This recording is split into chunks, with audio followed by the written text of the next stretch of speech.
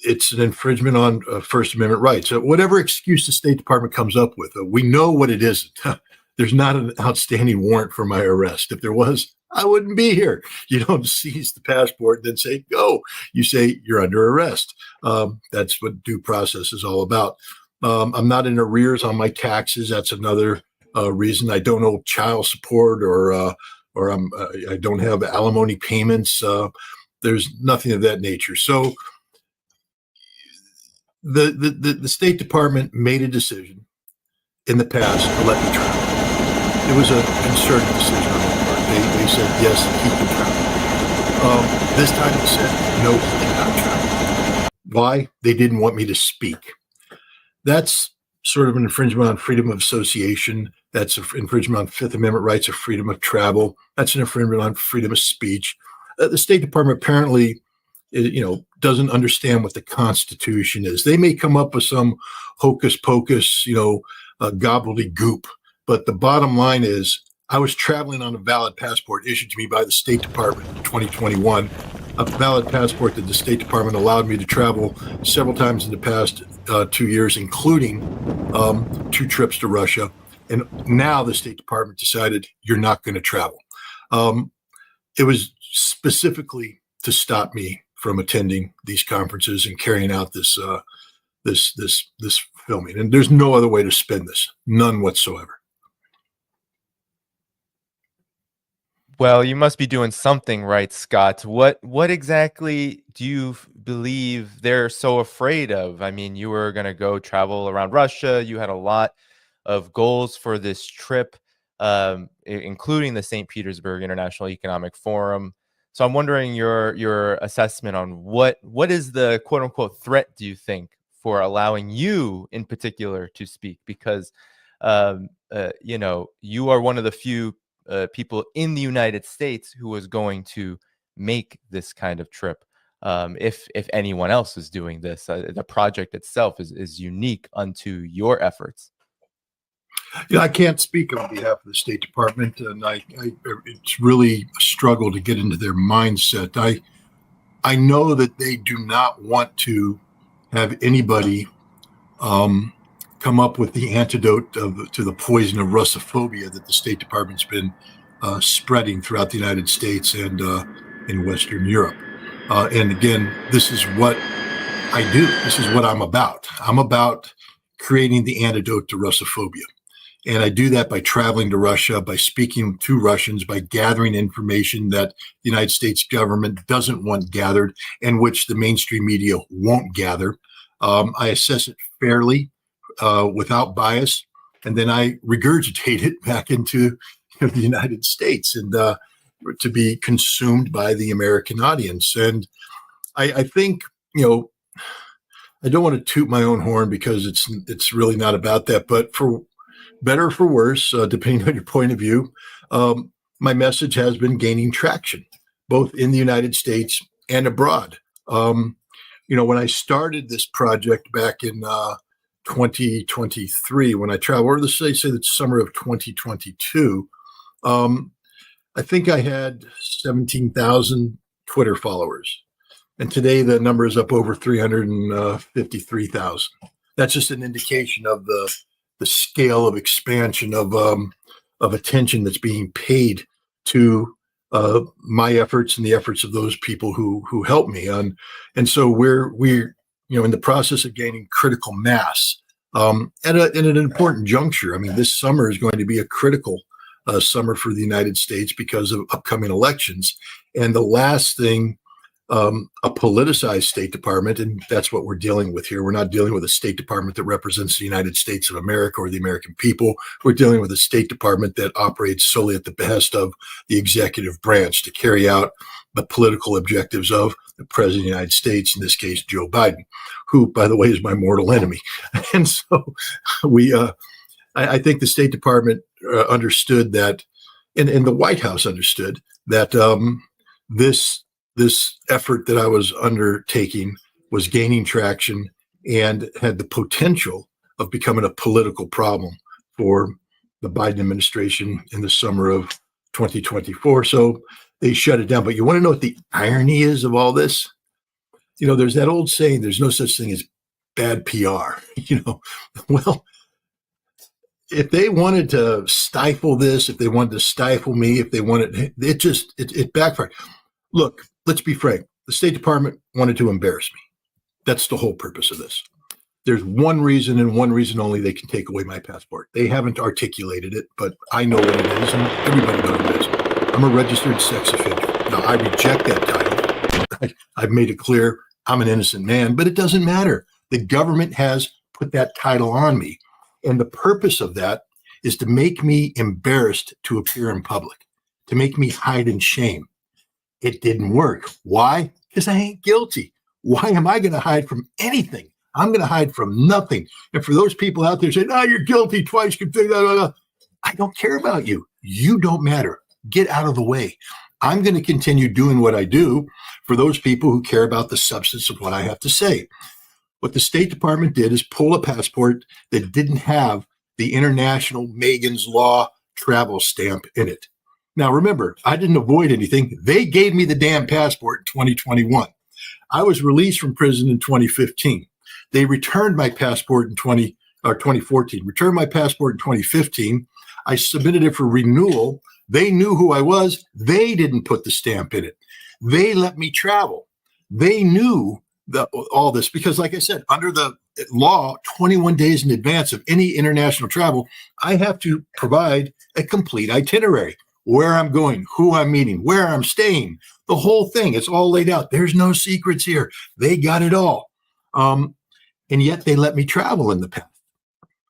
And on there, the thing clearly says, I am doing this because I am a registered sex offender. I'm required by law to do this, even though I say I'm not a registered sex offender. You say I am. Therefore, I'm obeying the law. Because if I don't and I try to travel without doing this, I go to jail for 10 years. I ain't going to jail. So I submit the paperwork. It's submitted through. Everybody knows, totally compliant. Their goal right now is to pull the passport and then put the stamp of shame inside my new passport and somehow believe that that's going to intimidate me from traveling, that somehow now I'm going to be too ashamed to travel. Stick it where the sun don't shine, State Department. You can't intimidate an innocent man. You can't shame an innocent man. You only shame yourself. I'll carry that passport. I'll travel with that passport. It bothers me. It's a stupid thing. But that's okay. When I submit my visa application to Russia, I'm honest about everything where it says, have you ever been convicted? There it is. What were you convicted of? Lay it out there. The Russians know in advance. I'm not hiding anything from anybody. But the State Department that this time they couldn't let me travel. So they did the only thing they could do, which is this narrow thing, say, we're going to revoke his passport because it doesn't have the stamp in it. They could have revoked my passport at any time. For instance, when I came back from Russia in January, they held me in a cell holding area for an hour with my passport. They knew who I was. They knew what the passport was. They knew what was in the passport and what wasn't in the passport. They returned it to me. If they were concerned at that time, they should have revoked it right there and said, oh my God, you don't have the stamp of shame. We're revoking your passport. Why didn't they? Because I get a new passport, which I'm going to do. They did this at the point of maximum impact. They know how much money was spent on tickets. They know by pulling me off that airplane, there's going to be no refunding of those tickets. And they know that I had a team waiting in the wings to fly to Russia, and that we ended up, losing tens of thousands of dollars of money that we had raised for this trip is gone, irretrievably lost. This was a deliberate action by the State Department, timed not only to embarrass me, but to cripple the operation that I was running. Well, guess what, State Department? It ain't going to work. We're going to recover. We're going to get back up on our feet, and we're going to keep marching. And they can just, I have a very good friend who I respect a lot, a very wise man. And he sent me an email today reminding me that there's a lot of people who watch me when I appear on shows such as this or on my own podcast, and that I might want to start refraining from the kind of Marine Corps type language that I frequently use. And because I respect the guy and I respect his insights, he's 110% right. So even though I'm furious and would gladly rip the head off of people, I'm just going to calm down and just take a chill pill and roll with the punches, because that's all this is. This isn't the end of the fight. This is the end of a round. And they think they won the round. They didn't, because there's going to be the next round. And on that one, they ain't going to land a punch. All the punches are going to be landed by me. It's a setback, but, what they say, where there's lemons, make lemonade. You know what happened the other day, Danny? And I'm going to announce it here tonight on your show to help promote it and maybe get you involved in this. Because of this, because Napolitano was supposed to come with me to Russia. I was bringing him. And so the judge, and a wonderful man named Gerald Salante had dinner the other night at a beautiful restaurant in Goshen, New York. And there we talked about what needs to be done, what the next step needs to be. How do we get Americans off their butts and motivated? On September 28th, Gerald Salante is holding an event in Kingston, New York. And the event, which doesn't have a formal name yet, is dedicated to saving a democracy, saving America, saving the world. It's focused on nuclear disarmament, getting rid of nuclear weapons. We want to put 1 million people in Kingston that day. We want to replicate what happened at Woodstock, where so many people showed up that the Thruway was shut down. So we're begging America to shut down the Thruway on September 28th. It's a Saturday. It's New York now. You guys can partake. You can walk. You can park your cars, shut down the Thruway, head to Kingston, New York, and participate in a gathering. I can't call it a march per se, but a gathering of Americans who are sending a signal in this election season that we don't want to die from nuclear conflict, that we want arms control, that we want to de-emphasize nuclear weapons, that we believe in peace, that we believe that Russia and America not only can be friends, but should be friends. So I'm sure Gerald will invite you, because I'm going to ask him to. And you have a wonderful following. And I'm hoping that you can implore your following, especially those people on the East Coast. But even if you're not, if you can't gather in Kingston, gather in San Francisco in support, gather in Seattle. Just get into the streets on September 28th and shut the center of your city down. Peaceful people standing there saying, we're just not going to take it anymore. We're not going to put up with it. I wouldn't be talking to you about this right now if I had traveled to Russia, and this would be a missed opportunity. But because the State Department, in their infinite wisdom, blocked me, I had a dinner. And at that dinner, we strategized.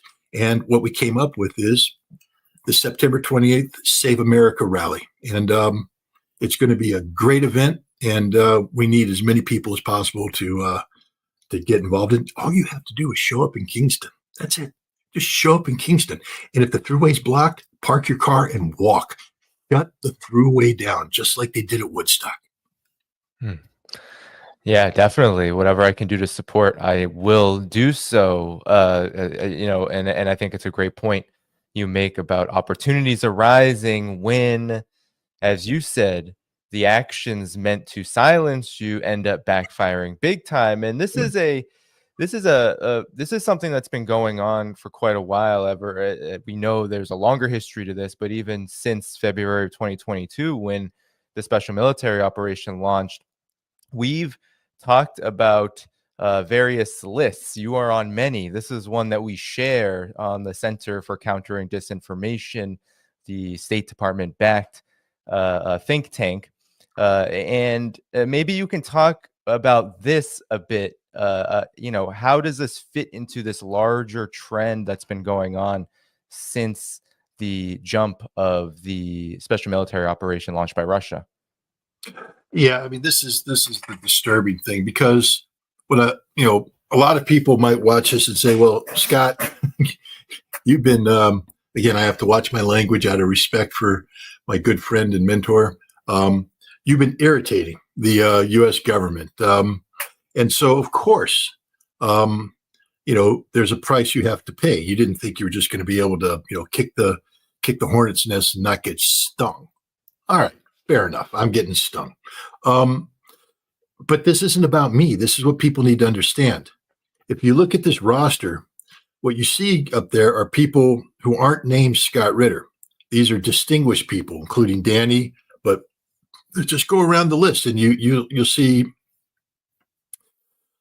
distinguished alternative media personalities, former government officials,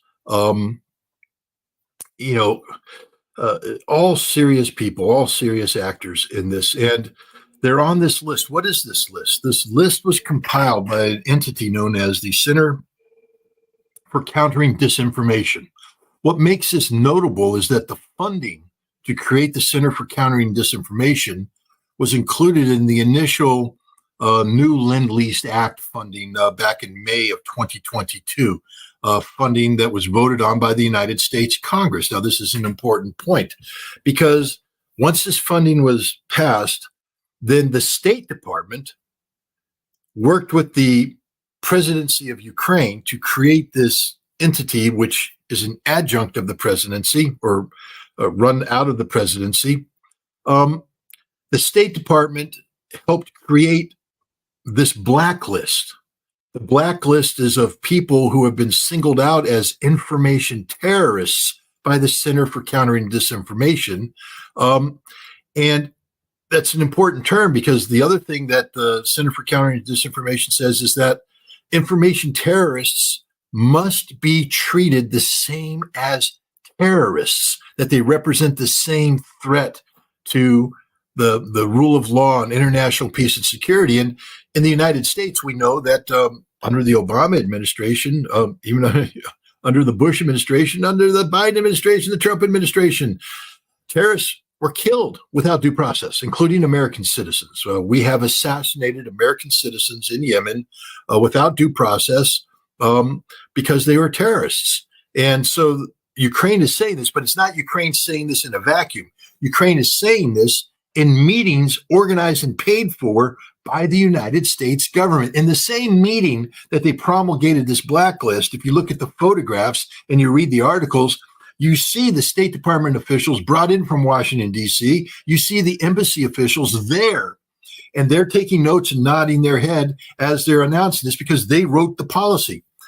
The First Amendment of the United States of America says that Congress shall enact no laws that infringe on the freedom of speech or on the freedom of the press.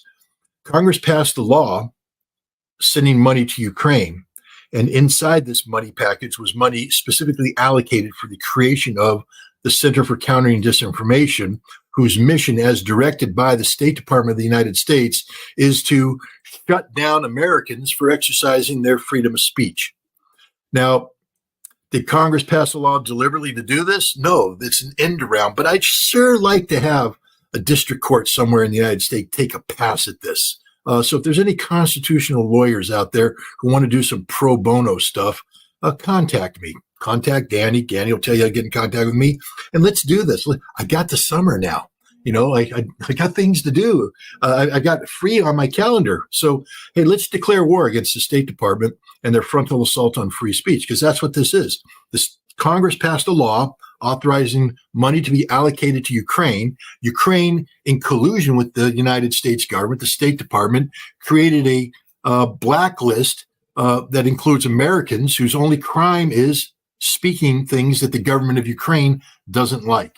That, to me, is a flagrant violation of the law, of the Constitution. But it's even more than that. You see, there's another list out there called the Mirotvorets list. It's a hit list, an assassination list run by the Ukrainian intelligence service. Now, I can't prove that there's American money that gets allocated to this, except to note that because it's run by the Ukrainian intelligence service, just like the State Department has a cozy relationship with the Center for Countering Disinformation, the Central Intelligence Agency has an even cozier relationship with the Ukrainian intelligence. There's nothing that the Ukrainian intelligence does that the CIA, A, doesn't know, and B, probably is directing it. We know this. We know the CIA has been working with Ukrainian intelligence since at least 2014. They've established 12 covert bases along the border between Ukraine and Russia to spy on Russia, to carry out covert actions inside Russia.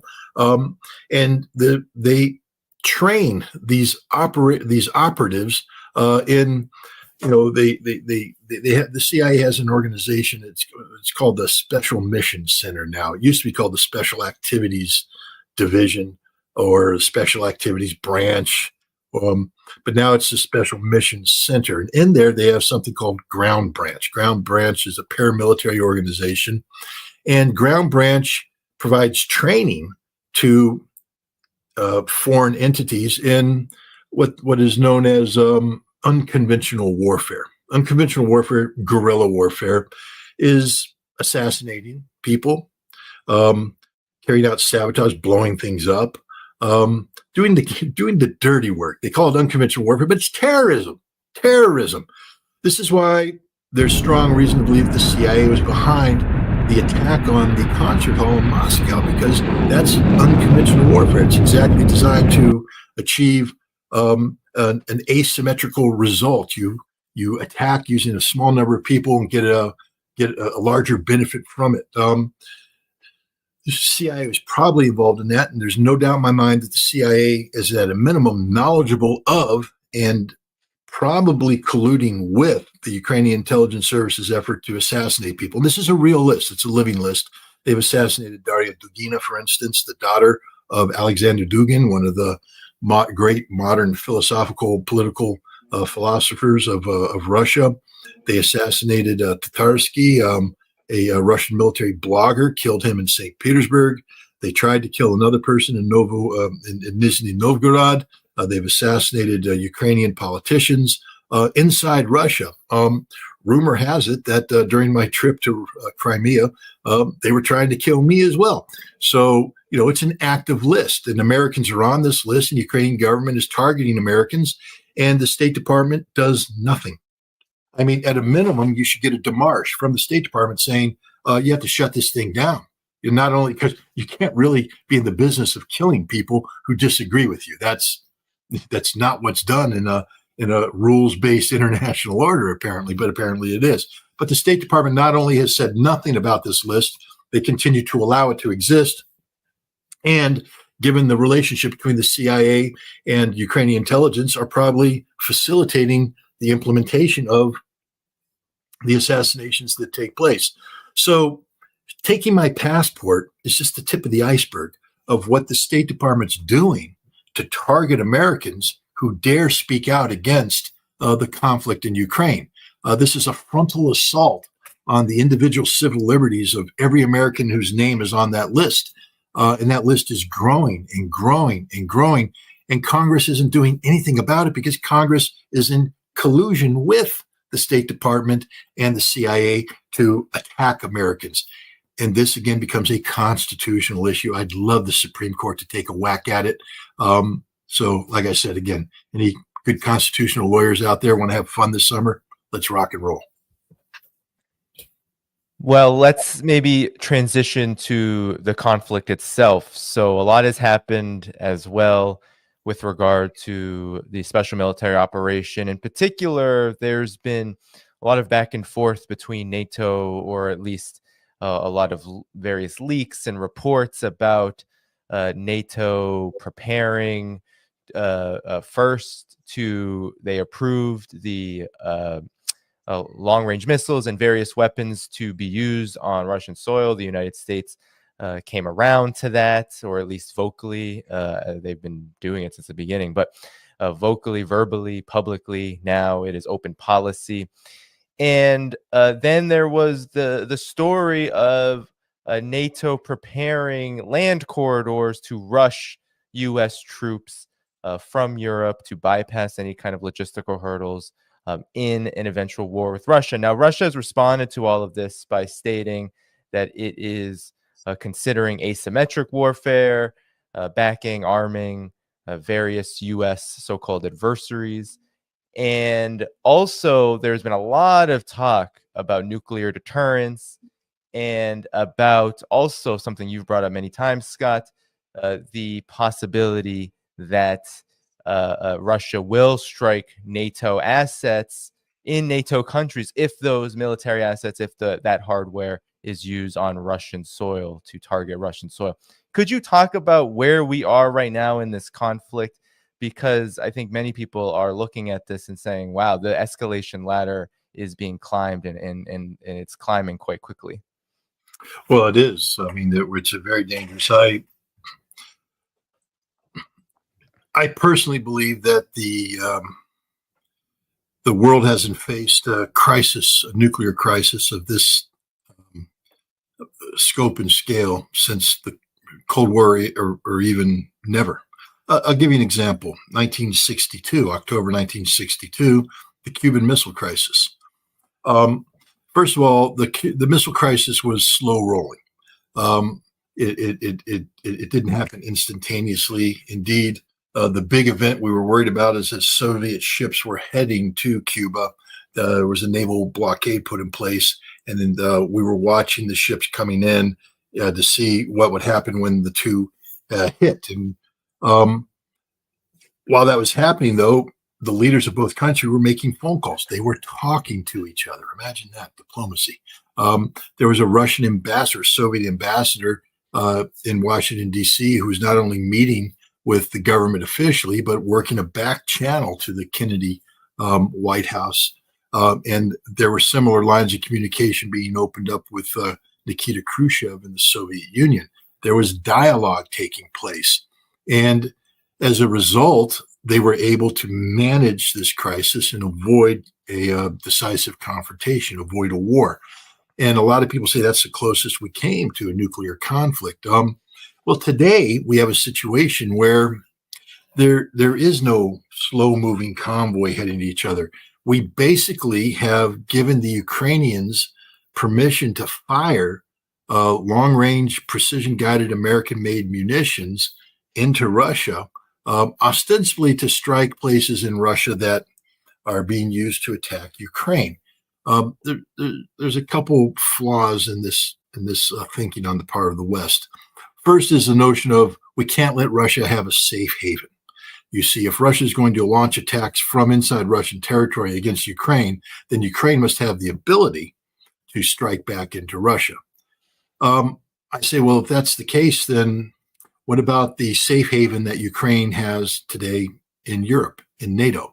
You know, the one where they have airplanes, they have pilots being trained on F-16s in Belgium and elsewhere. In any war situation, those would be legitimate targets and should be struck. What about the tank repair facilities that exist in Poland, in Germany, in the Baltic nations? If you take a piece of combat equipment off the battlefield and are repairing it to send it back to the battlefield, that becomes a legitimate target of war, the repair facility. What about the warehouses where weapons that are being sent to Ukraine are being stored in advance? Those are legitimate targets. The lines of communication, the free flow of material and manpower. You know, it's basically the NATO version of the Ho Chi Minh Trail, going back to Vietnam. That North Vietnam ran out of North Vietnam, then down Laos and into Cambodia along the western border of South Vietnam, where they would just move their logistics. And the United States was frustrated because they're saying, we can't fight them in South Vietnam and all this material is coming in. So we began to bomb the Ho Chi Minh Trail. We began to launch commando attacks. We invaded we invaded Cambodia to run a war to prevent this safe haven from happening. We know what it means to have a safe haven, and we know what it means, but what we have to do in response. We know what we did. And yet we're telling the Russians, oh, you can't attack NATO because of Article 5. Oh, attack against one, attack against all. So we are creating this safe haven. We know that by employing this safe haven the way we do, that we are becoming parties to the conflicts, but we won't admit that. And then we have the hypocrisy of telling the Russians, but you can't have a safe haven. Russia has reminded everybody over and over again that this isn't a war. This is a special military operation. If you want to make it a war, then that's something totally different. But this is a special military operation. Now, Ukraine is firing these missiles. What makes these missiles being fired from Ukrainian soil particularly sensitive to the Russians? We go back to the Soviet Union times when Ukraine was part of the Soviet Union. And then you had a Warsaw Pact of Eastern Bloc nations. Western missiles were actually pushed way, way, way to the west, and they were deployed in West Germany and the Netherlands and Italy and the United Kingdom. But it took a while when those missiles launched to get to Russia. Gives Russia some time to assess, is this a real launch? What's really going on? Was it a mistake?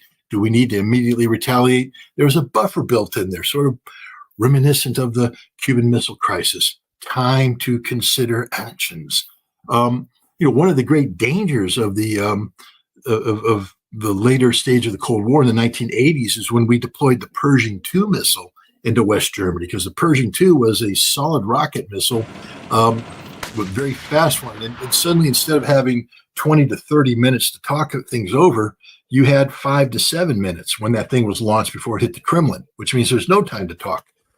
That's why I always tell people, when you meet a former weapons inspector who implemented the Intermediate Nuclear Forces Treaty, buy them a beer, shake their hand, and thank them for keeping you alive. Because by implementing the INF Treaty, we saved the world. There would have been a nuclear war. There's no doubt in my mind there would have been a nuclear war, one that killed everybody, because these weapons were so destabilizing. But we got rid of them, and that was a good thing. The Russians, when they built their command and control for their nuclear warfighting capability, their early warning radars, some of their advanced missile locations, did so under the assumption that you had this buffer, Eastern European buffer, the Belarus and Ukraine, and then you come into Russia proper, Central Russia. Now, with the collapse of the Soviet Union, the collapse of the Warsaw Pact, those Eastern nations went away. They now become part of NATO. NATO moves up, and Russians are going, hey, you're getting a little close. We don't like this. Don't get so close. But we kept coming. And now we want to take Ukraine away. And if you take Ukraine away, it's like a giant ice cream scoop just scooping out the center of Russia's land buffer. And now, if that becomes NATO and NATO puts missiles in there, you literally have missiles that are going that enable Ukraine, as part of NATO, to launch a first strike against Russian command and control, nuclear command and control, early warning radars, missile launch facilities, national command. And the Russians went, that will never happen. You're never going to be allowed to do this, ever. That's why William Burns in 2008 wrote that memorandum. Niet means niet. No means no. And he said, the Russians mean this. If we being the United States, seek to bring Ukraine into NATO, William Burns wrote in early 2008, there will be a civil war in Ukraine. What do you think the Maidan coup was? What do you think the Donbass? It's a civil war where ethnic Russians rose up against Ukrainian nationalists, a civil war, a conflict that will lead to Russian military intervention that will result in Ukraine at a minimum losing Crimea and the Donbass. Well, what did Ukraine lose? Crimea, the Donbass, oh yeah, and Kherson and Zaporizhia. This was a predictable outcome. We knew exactly what would happen, but we did it anyways, because a lot of people believe that the Russians are bluffing, that the Russians are weak, that the Russians won't follow through. Ray McGovern, who I believe is also a friend of your show, former CIA analyst, a very, very smart man, talked about how in December of 2021, when the Russians put in their draft treaties to resolve this conflict peacefully, one of their big concerns was American missiles or NATO missiles ending up in Ukraine, threatening Moscow and these command centers. And indeed, there was a period of time where the Russian negotiators and American negotiators met in, I believe it was Geneva, Switzerland, where they talked about this.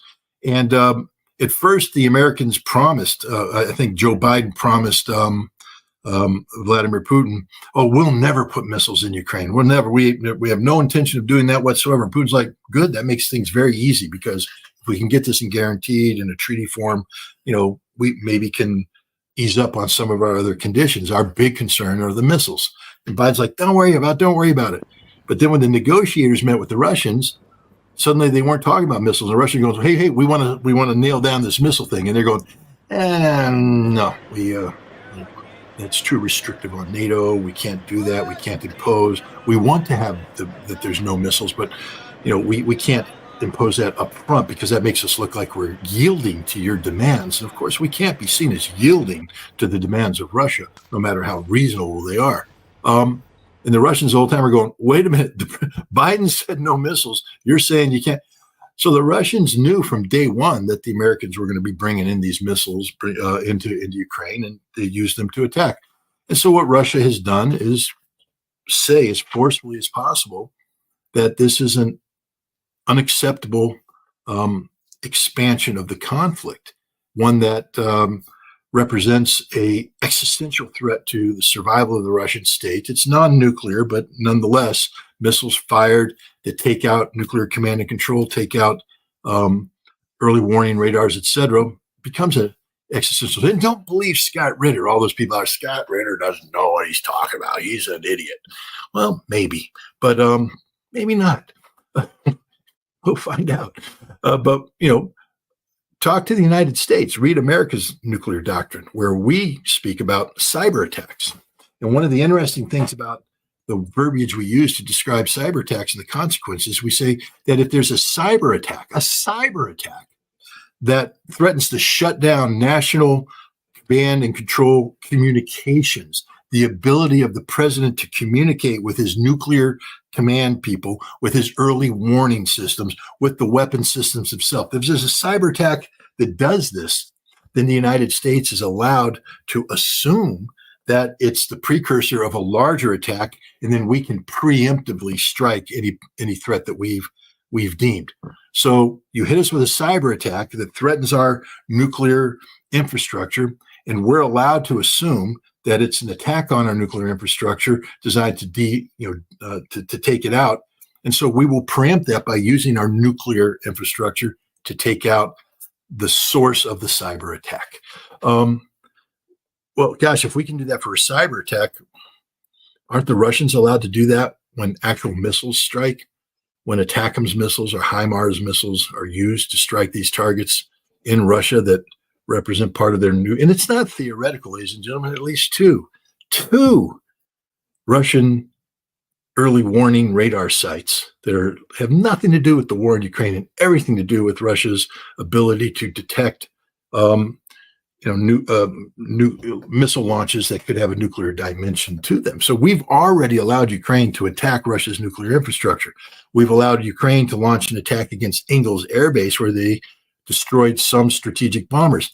Again, one of the key aspects of Russia's nuclear doctrine is if you attack our nuclear infrastructure, including the weapon systems used to deliver nuclear weapons, even if you attack them in a non-nuclear manner, we will be allowed to respond as if we were being struck with nuclear weapons. So Ukraine has attacked Russia's nuclear bomber fields in Ingalls. They've attacked at least two nuclear-related early warning systems, and now they have missiles that can attack command and control and actual nuclear capable missile sites. What is Russia supposed to do? Nothing. Stand back and do nothing.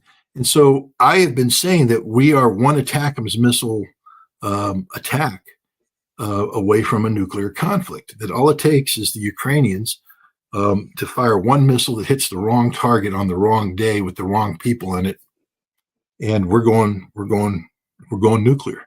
And that's just a statement of fact. Now, what has Vladimir Putin done? Now, in the lead up to the St. Petersburg International Economic Forum, the Russians were saying things, not necessarily Putin, but Dmitry Medvedev, who sort of is the bad cop to Putin's good cop, and others, including very influential political and military commentators on Russian media, were saying that, Russia, if the West does this, if the Germans use they provide with the Taurus missiles, or if the French give them Scout missiles that are targeted, or if the Germans give them Storm Shadows that are targeted. Because understand, when I say targeted, Ukraine can't target any of these systems.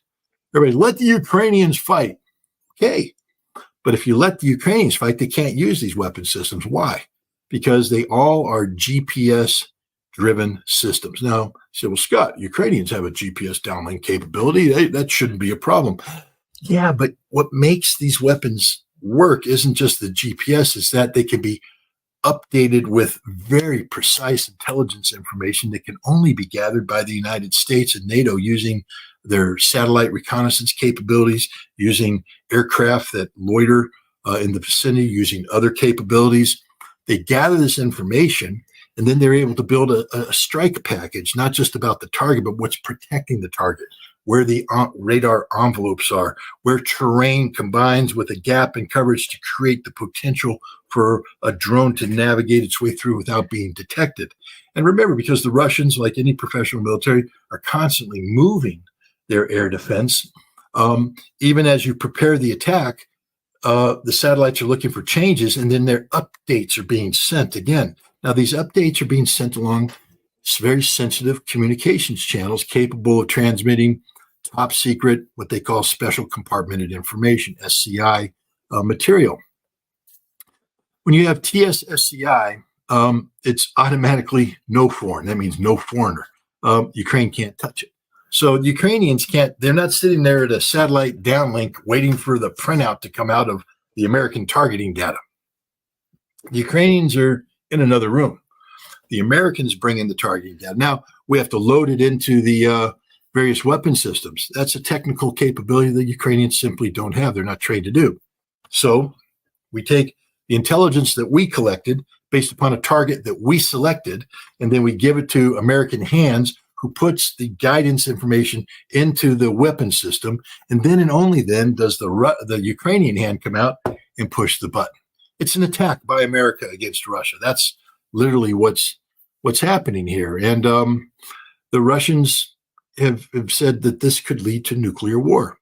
But Vladimir Putin, again, I know in America we don't like to talk about this, but hey, guys, thank him, because he's the only adult in the room. He's the man who said, I'm not going to continue climbing the escalation ladder. I'm looking for a way off. I'm going to add, at a minimum, add more rungs so that the climb is a little bit longer. We buy a little bit more time. We're not rushing to nuclear conflict. So he said, look, we understand what you guys are getting ready to do, and we understand who's responsible. But rather than us directly attacking you, you can play at this game. You want to attack us using your weapons through a proxy, Ukraine. We will find third parties around the world who will serve as our proxies, and we will give them long-range precision-guided weaponry that's capable of striking the United States and Europe, or both, if the conflict expands to their territory. So if the United States, for instance, sought to bomb Libya again, maybe this time the Libyans have been equipped with long-range missiles that can be fired and take out sites inside Ukraine, and maybe part of the inside Europe. I'm sorry, and maybe part of the deal that Russia is going to cut with these nations is a mutual security pact, so that these nations, if Russia is attacked or something happens, are going to be obligated to respond, and they will use these long-range precision-guided munitions to take out sites inside the United Kingdom, inside Europe, that otherwise would be incapable of being attacked. And so, what he did is he created this possibility. Then immediately everybody in the West panicked. My God, the Russians are doing this. Have they done it already? Where would these missiles go? And then Putin came out at the plenary session and said, we haven't done it yet. It's something we're considering. But, maybe if the West picks up the phone and calls me and tells me that they're not going to attack us or they're going to back down, maybe we won't do it. You see what he did there? He bought time. He created additional rungs up the escalation ladder. He has, tried to de-escalate this rush towards war. He's the only adult in the room, as I said earlier, and it's his policies that have given me vague hope that we can somehow navigate out of these troubled waters and into smooth sailing ahead. But it isn't because the Biden administration is avoiding conflict or Emmanuel Macron in France is avoiding. It's because Vladimir Putin is avoiding conflict, and Vladimir Putin's doing everything in his power to limit the potential of direct conflict. How long he can do this, only heaven knows. We do know that the West continues to view any effort by Russia to avoid confrontation as being a sign of weakness, that somehow Russia, is intimidated, they've backed down, etc. That's not the case. Russia's a very strong nation. Russia just doesn't want to commit suicide. They don't want a nuclear conflict. If you look at the St. Petersburg International Economic Forum the final plenary session, Vladimir Putin didn't start off by talking about the dangers in the world that exist. He talked about BRICS, about economic issues, Russia's growing economy, Russia's trade with other neighbors, and how Russia will use BRICS to cement a coalition of nations that will provide the rest of the world an alternative to the G7 group of 7 nations headed by the United States that seek to impose their will on them. This is very much the year of Russia, but the year of Russia scares the hell out of the West, and so for the moment, the West is leaning aggressively forward, trying to intimidate Russia, to somehow convince the Russian people to rise up against Vladimir Putin, to convince Vladimir Putin that there's no chance that Russia can prevail. None of that resonates in Russia. Anybody who's been following Russia understands the importance of what happened in March when Putin won re-election. Overwhelming turnout, overwhelming percentage of those who turned out voting in favor. This is a mandate. And then listen to what he said on May 7th in his inauguration, and you see that Putin's taking Russia down a completely new path, one that has everything to do restoring Russia to its to the status it should enjoy, given the size and strength of the nation. But this scares the United States. It's the last thing we want from Russia at this point in time.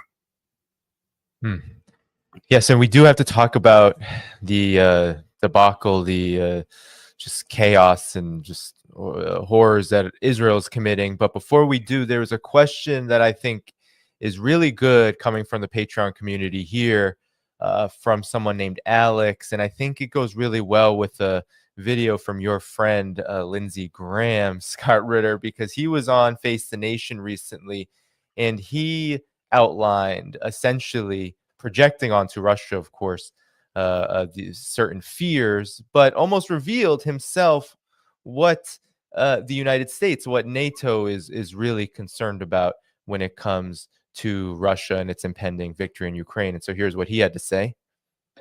What did Trump do to get the weapons flowing? He created a loan system. They're sitting on $10 to $12 trillion of critical minerals in Ukraine. They could be the richest country in all of Europe. I don't want to give that money and those assets to Putin to share with China. If we help Ukraine now, they can become the best business partner we ever dreamed of. That $10 to $12 trillion of critical mineral assets could be used by Ukraine and the West, not given to Putin and China. This is a very big deal how Ukraine ends. Let's help them win a war we can't afford to lose. Let's find a solution to this war. But they're sitting on a gold mine to give Putin $10 or $12 trillion of critical minerals that he will share with us. So that's what Lindsey Graham had to say. The question, though, from Alex, I think provides a good contrast that you can provide insight into, Scott. He said, when will Russia know that it has won the special military operation, and what are the specific objectives for Russian victory? Now, this question is a good one because according to Lindsey Graham, one of the specific objectives is essentially to take Ukraine's wealth and, of course, hand it to its best friend China. But what's the reality, Scott, that taking our eyes away from or diverting from when he makes comments such as these? Well, I think we, first of all, need to reflect on the reality that what Lindsey Graham says is reflective of an overarching policy posture by the United States when it comes to Russia. Go back to the early 1990s, the collapse of the Soviet Union, and the Russia that emerged from that.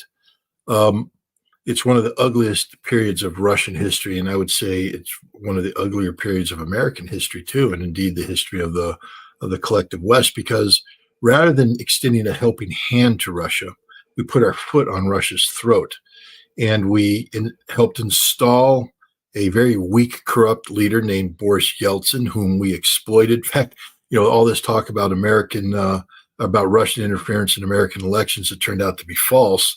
In 1996, America got Boris Yeltsin reelected, and it was such an egregious affront that Time magazine even made it a cover, as best election money can buy. So we stole an election in Russia, gave it to Boris Yeltsin for the purpose of keeping Russia politically weak, and to steal mineral resources from Russia, from the former Soviet Union.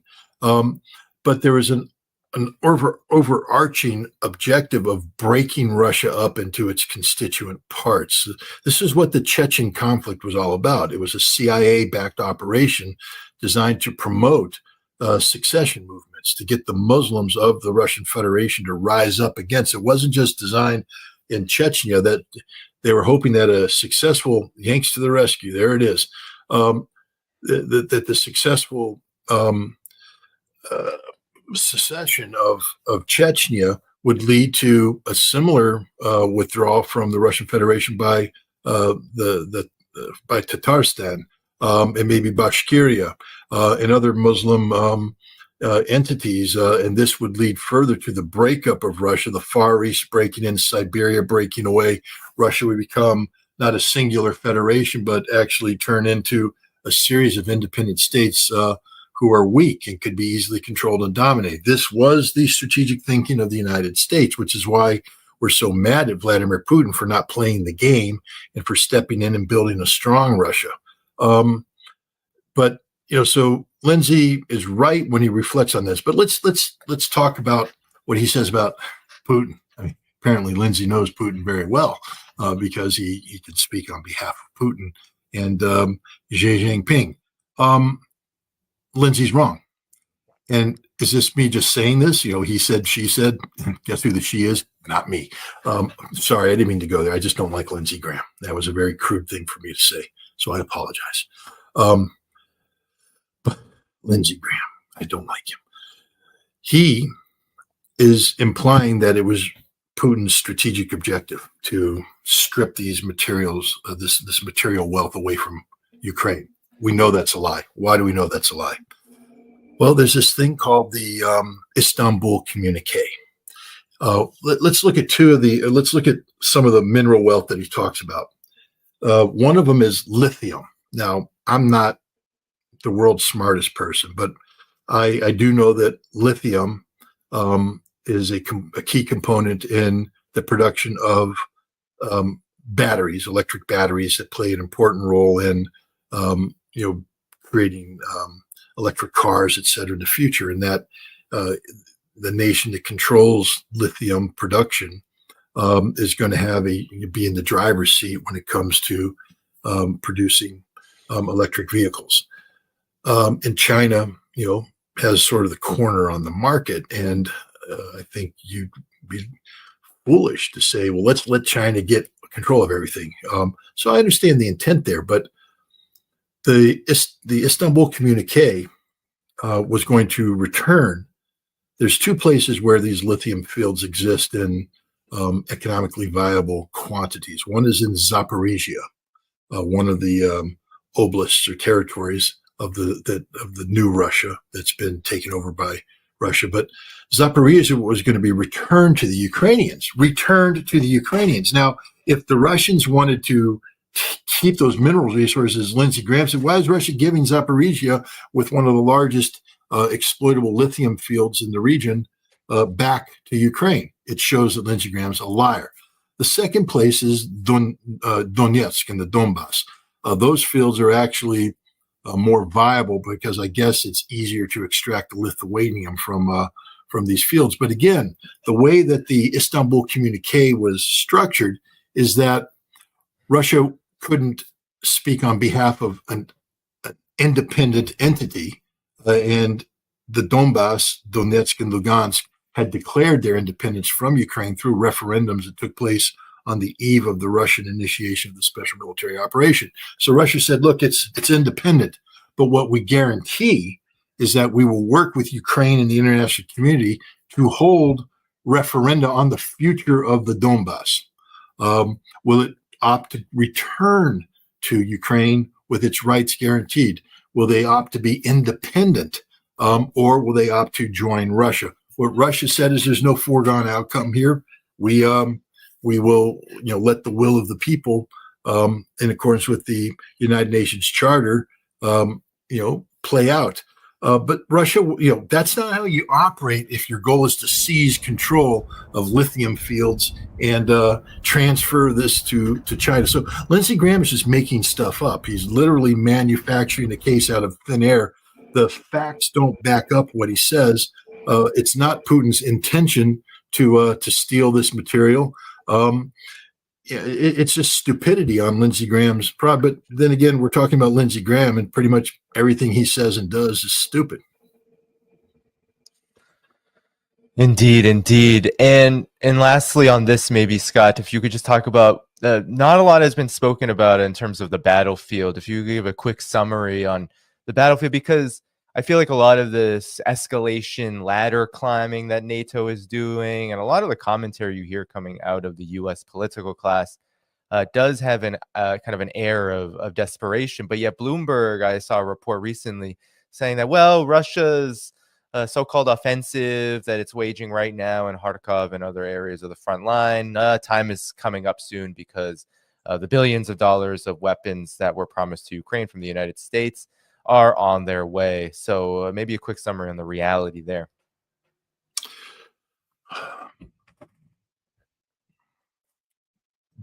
I'll just postulate this for your audience. Okay, let's say I'm Ukraine, and I've taken a couple bad blows. I'm bloodied, but I'm trying to slow down the battlefield to receive weapons, and then I'm going to use those weapons to alter the outcome on the battlefield. When I gather these weapons, is it better that I use them the way that I want to use them based upon a plan that I've come up to achieve the results? Or as the weapons come in, do I immediately send them to battlefields on the front line that are picked by Russia, that Russia's determined this is where the fight's going to be? And therefore, I lose control of these assets. They're taken out of my hands as they come in. They're gone. They're on the battlefield. Oh, I've lost control. Russia's controlling the battlefield. That's what's happening here. Russia is creating the circumstances in which it dictates how Ukraine is going to use these weapons that Bloomberg talks about. Ukraine's not going to be able to assemble them into some sort of strategic reserve. Right, Ukraine is going to have to immediately send them to the battlefield based upon what Russia is doing. And what is Russia doing? Russia, again, Vladimir Putin talked about this. That's why I always encourage people to attend the St. Petersburg International Economic Forum. If you can't, to at least monitor it and listen to what the Russian president has to say. But he said some interesting things, including that Russia could win this war very soon, but it would require massive offensive operations that would kill a lot of Russian soldiers. He said, we're not in the business of killing a lot of Russian soldiers. We don't, that's not what we want to do. It's also interesting, just as a little tangent, that Putin hinted for the first time about the level of Russia's casualties. And he speaks of what are known as irretrievable losses. These are dead and wounded to the point that you can't be returned to the battlefield.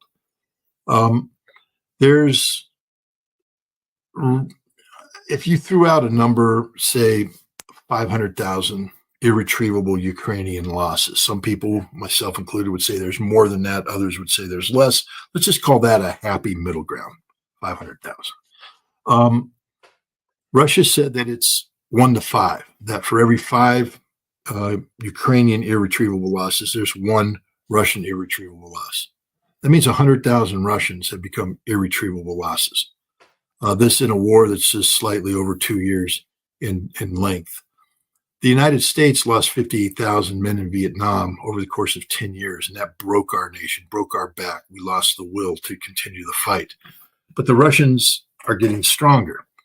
If it took 2 years to have 100,000 irretrievable losses, understand that Russia is gaining recruits at a rate of 50,000 a month in some cases. 30 to 50,000 a month are joining to be trained to come and fight in the special military operation.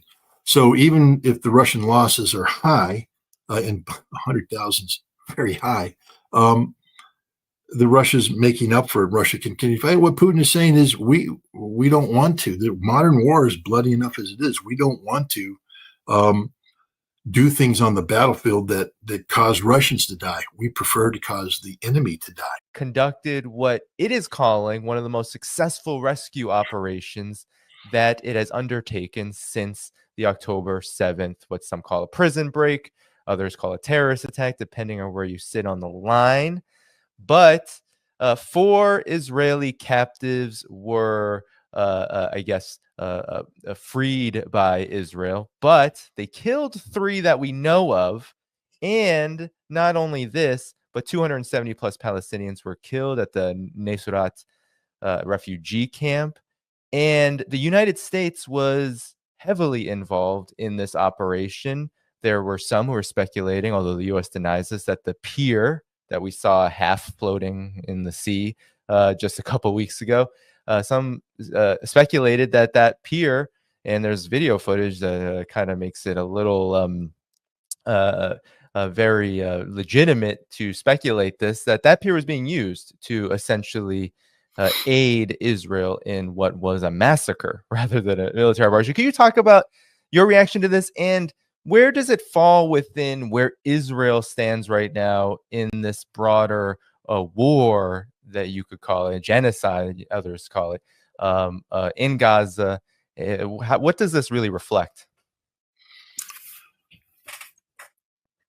First of all, I think we need to be honest about what happened. It was a military operation designed to free Israeli citizens who were being held against their will by Hamas. We can call those people hostages if you want to use that term, prisoners of war if they were military, if they were civilian, hostages. And on the face of it, of course Israel has a right to do that. I know there's the argument, it's an illegal occupier. I use that argument all the time. You can't argue, you can't complain when the enemy, when people resist you and all that kind of stuff. I agree. But if Hamas, the whole purpose of Hamas taking the hostages was to bring them into Gaza and compel Israel to carry out military operations designed to free the hostages. That's what this whole thing is about. And so Israel, this has become a political problem for Israel. And this is what we need to focus on, is the political problem of the hostages. It's been one of the issues that have been hounding the Netanyahu administration. Indeed, as we speak, his government is collapsing around him. Benny Gantz, the Minister of Defense, one of his key political opponents, has left the war cabinet. He's no longer part of the government. He's been followed by at least 3 others. And this may lead to, Israel being compelled to carry out elections in a time of war. Netanyahu is under a lot of pressure to resign because he's not defeating Hamas. He's not defeating Hezbollah. He's not ending this confrontation. Iran got the better of him, and yet he knows that if he doesn't do something, he's going to have to. It's inevitable that he'd be pushed out. So this operation was designed to buy him time. It was a successful hostage rescue operation. That's how it's being spun, that he, Benjamin Netanyahu, is the brave Israeli leader that will never give up on hostages. This is a tremendous propaganda victory for Israel in Israel. It's something that the Israelis desperately needed as a nation. You look at the videotapes of the lifeguards announcing the rescue over the radio to all the people on the beach in Tel Aviv and how they're cheering and clapping. This is a big deal. This is a much needed boost in the arm from Benjamin Netanyahu, which tells you everything you need to know about why he did it. Because let me tell you this is the worst hostage rescue operation in the history of hostage rescue operations. First of all, there was no military necessity for this operation. It's clear that the 4 hostages who were released were being well fed. They weren't being tortured. They weren't being raped. They weren't they're being held against their will. And I'm not legitimizing this whatsoever. No matter how much I support the Hamas cause, I understand the reality that if you seize citizens of another nation, don't be surprised when that other nation comes in looking for those citizens through use of force. So, Israel had every right to do what it's doing. but not how it did it. You see, these hostages could have been released through negotiation, the acceptance of a ceasefire. That was a Security Council just voted in support of the American proposal for a ceasefire in Gaza, one which has a hostage release component built into it. So all Israel had to do, there was no military necessity. These hostages weren't being executed. The only hostages that have died in Hamas are hostages who died because Israel fired missiles through. One of the surviving hostages talked about that, how she knows that Israeli missiles killed Israeli hostages. The only hostages that died at the hands of the Israeli Defense Force. All of these hostages could have been released simply by Israel agreeing to a ceasefire on terms that bring about an end to the conflict. Israel wouldn't do this. So you can't speak of military necessity. There was political necessity, and that's never a justification. Just because Benjamin Netanyahu needs a shot in the arm doesn't ever justify this. What made this assault a crime? Under international humanitarian law, under the laws of war, under the Geneva Conventions, proportionality is a factor that has to be brought into play when talking about carrying out strikes that could result in civilian casualties. The law of war doesn't say that you can't kill civilians. What it says is that the losses of civilians must be in proportion to the military gain achieved by the operation. And since I already told you there was no military imperative here, no military gain, that means that no civilians could be killed. There's no reason to kill any, let alone over 200, plus. I mean, I don't know what the exact number is now. It's over 240, I think, dead. No, that's unacceptable. And it's not just, here's the interesting thing, it's not just me saying this or the International Court of Justice or the International Criminal Court. In 2004, the Israeli Supreme Court talked about proportionality, saying that Israel doesn't have a right to go in and carry out operations that will result in, significant civilian life, and ignore the proportionality question. And so we have a massive war crime that took place. There's no defending this whatsoever. There's not a court of jurisdiction that, if it took up this case, wouldn't find against Israel here, because literally there's no aspect of this that meets the proportionality aspect of it. But there's also what this did to America and the reputation of the United States. I don't think there's a person out here who follows this, who looked at what America was doing with this pier off the coast of Gaza and said, that's a brilliant idea. Why didn't I drink the V8 and get this one, man? If I had just drinking a V8, I could have come up with this idea, and it's genius. I mean, let's spend $340 some odd million and build a pier where we could get humanitarian stuff to come off, and it goes to the Palestinian people. But, oh, wait, it doesn't really, does it? Because there's not too much to come off. The pier is very fragile. Windstorm comes up, pier gets washed away. All knowable events. Guys, go study the Battle of Normandy. We just had the 80th anniversary of the Battle of Normandy. And study the concept of mulberry harbors and what that means, protecting artificial man-made piers or jetties from weather. Right after D-Day, the weather came in and swept away, blew up the mulberry harbors, and screwed up the whole offloading that was supposed to take place. We know that it's almost impossible to do that. I'll give away something about my background too. In the lead up to the Gulf War, I was on a planning cell working directly for the Commandant of the Marine Corps to plan combat options, amphibious warfare options for the Marine Corps, because General Schwarzkopf at that time had 2 Marine divisions assigned, and his whole thing was put the Marines right up against the strongest Iraqi defenses and charge straight into the lines. Now, Marines aren't cowards. We've done this before. We can do it. But we sat there and went, we really don't want to build another Iwo Jima memorial out the Iraq War. There's got to be a better way to use Marines where instead of putting us on the ground like two army divisions, we're an amphibious force. And so one of my concepts, actually it was a concept that I came up with, was to take a core-sized element and insert it on the Al-Faw Peninsula and then advance rapidly into the Iraqi rear, cutting off the Al-Zubair logistics base from Baghdad to the Kuwaiti forces, putting them in the horns of a dilemma where if they left their trenches, they'd get bombed. If they stayed in place, they'd starve to death. Classic amphibious operation kind of stuff. And the problem we had was there's no port facility. There's Qasr, but that easily mined. So how do you get Marines over the beach fast enough, ready to fight? I came up with the idea that we're going to build. This is actually a pretty clever idea. I'm pretty proud of it. We're going to build a pier, but the way we're going to build the pier is you take what's called a roll-on, roll-off ship. And you take the first roll-on, roll-off ship. On that ship, you have a Marine rifle company already lined up in its combat march order.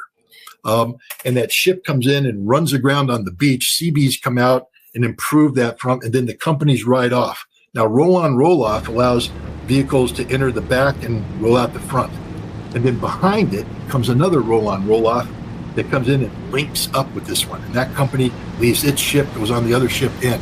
We're building a pier. And we just keep lining them up all the way across. There it is. And we have 3 of these things because you need, things. And this came up in the mind of a stupid captain. And it passed muster. Everybody said it was genius. We're going to do it. But one of the things we were concerned about was weather.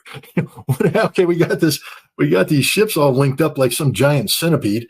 And what happens if the weather comes in and just blows the crap away? And I didn't have the answer for that. My answer was we need to basically get a division on shore and have a regiment peel off and secure Qasr. And then we would use the Qasr port facilities. And that was the plan because we didn't have time to build a Mulberry Harbor to protect it. If bad weather had come in, it could have caused problems. But what I'm trying to point out is that people who do this for a living plan these things. We know what the history of military operations are. And anybody sitting there trying to put a pier off of Gaza has to know about weather, has to know about tidal surges, has to know about every aspect of it. That's why we have, intelligence officers who are supposed to have tasked the divers to go in and put in sensors and check the water flow and check everything out and make sure that all the calculations are done so the pier is done. It's the dumbest idea in the world to put this pier in, which now you have to ask the question, well, why did they put the pier in? Because the pier is ideally located to gather intelligence against Hamas, to provide an observation platform into areas of Gaza where you can do visual observation and you can do technical surveillance of this. And it's done by the United States in coordination with Israeli intelligence. It's also a perfect staging ground. We talk about getting humanitarian goods in there, but it allows vehicles to be staged that operate under the cover of humanitarian operations. We know that the Israelis used humanitarian vehicles to deploy their troops. One of the trucks was designed to mimic the transfer of displaced persons, that move around. And there's no doubt in my mind that the Israelis probably rehearsed this, meaning they sent, fake runs through the area just to get the locals used to seeing this kind of vehicle moving. But this came off of the pier. So the Israeli forces deployed to the pier disguised as American forces, and then they fell in on these vehicles, and they deployed. In the United States, what had to have been involved in the command and control, the logistics, the planning of this. So the United States was involved in this operation that turned into a war crime because they slaughtered over 220 civilians to rescue 4 hostages. They killed at least 3 other hostages. If this had been an American operation, I can guarantee you that there would be a congressional inquiry and there would be court martials of the officers in charge. This was not a military success, not at all. They killed 3 hostages, one of whom is an American. I don't know why the United States Congress isn't outraged. The one question I would ask is, how did this come to be? Did we know the Israelis were going in after an American citizen? What measures did we do to protect this American? Why did we allow the Israelis to carry out a military operation to rescue an American citizen when, if they simply did the ceasefire, this person could have been freed without any harm? And then the final one is, why did we allow the Israelis to commit war crimes? And here's the interesting part. Nobody's talking about this. There's something called the Leahy Law, named after the former senator, I believe, from the state of Vermont. I could be wrong on that one, Patrick Leahy. The Leahy Law prevents America from providing money to military units of a nation that we're providing support to, who have committed what are known as gross violation of human rights. Well, what happened in this hostage rescue is a gross violation of human rights. So all of the elite Israeli special forces units, Yaman, Sayed Matkal, there's a number of others that were involved in this. All of those now, by law, by American law, have to be reviewed. Because if they committed gross violation of humanitarian of human rights, which they did by disregarding the notion of proportionality, then we can't give them money. We can't work with them. We have to ostracize them. Is this happening? The answer is no. See, America ignores its laws, and now we come to the final outcome of this. This has destroyed the reputation of the United States as an impartial arbiter. We can never again be trusted. We can only be seen as unilaterally supporting Israel across the board. When we create an object, a pier, that we say is for humanitarian purposes, and then we use it for military purposes, who can trust us again? This was a one-time operation. They're not going to be able to launch another operation like this using this pier. This was a one-of. Which means you have to question then, what about this was so important? Was it really so important to get 4 hostages rescued when over 120 remain in captivity? And the answer is yes, from a political standpoint. This was an act of political desperation by Benjamin Netanyahu. He was so desperate that he basically burned the pier. The pier can't be used like this anymore. And it really can't be used as an intelligence gathering thing, because your visual observations now have to operate under the assumption that Hamas knows they're being watched. Therefore, what you're seeing is probably deception. And the signals, likewise, false signals are going to be coming, complicating your analysis. We compromised the whole thing for the worst hostage rescue mission in modern Israeli